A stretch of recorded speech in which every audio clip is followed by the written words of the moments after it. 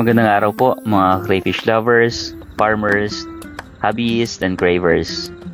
Stig po ulit ng Crayfish Growing Learning Journey. Sa mga new viewers, please join me po sa ating journey sa pag-aalaga ng crays. Day 7 po ng journey natin sa pag-aalaga natin ng crayfish natin. Naobserban ko po na yung isang female ko, yan parang naglilinis na siya ng tiyan niya.